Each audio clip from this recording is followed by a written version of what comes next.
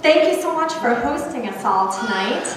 I've been doing pro-life speaking since about 1995, and for many years I was alone in the knowledge that I was conceived in rape.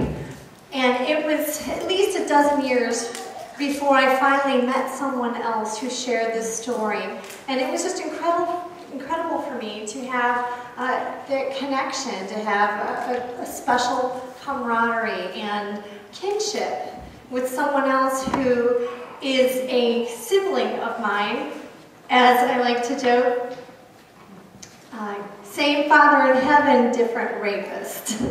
And I'm okay with joking like that now because I've had healing. I know that the rapist is not my creator. He's not my real father. My real father is my Father in heaven.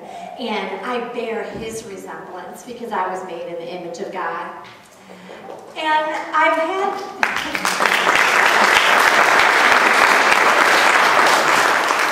had stories on my website for at least a dozen years of others who were conceived in rape or conceived in incest. So if you Google pregnant by rape, or if you Google conceived in rape, those pages on my website will be the first thing to pop up. And because of that, I regularly meet people on the internet. Some people are ready to share their story.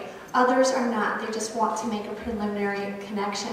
And that's how I met many of the people here. Or because they saw a pamphlet of my story, or I was coming to their town and they came to hear me meet. I wanted to be able to help others to be able to do the speaking that I have done. I did not have anybody mentoring me when I was younger. And so I've been trying to do it one-on-one, and I thought, it'd be really great to be able to just have an organization where we are all speakers. And so we founded Save the One, and it's actually a project of Personhood USA. And we have about 20 speakers. We have all their bios up, and it's all the hard cases. So we also have a speaker addressing the issue of poor in utero diagnoses.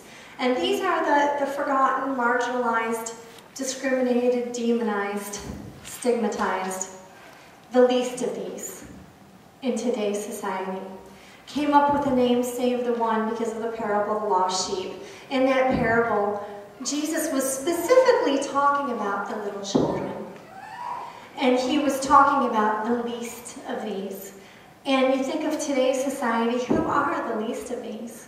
And I really believe that they are those so-called hard cases. Now, every time I hear the term hard cases, I really think, you know who the hard cases are?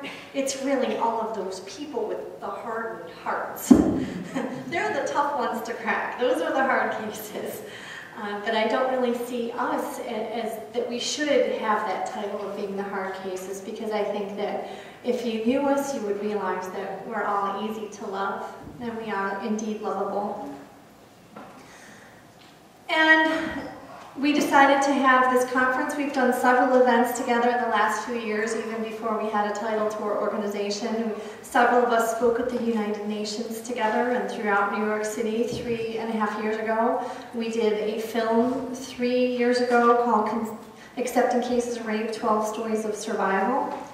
And some of us have done speaking in just groups of 2 or 3 together all over the place. And it's exciting to come together again here in Fort Wayne.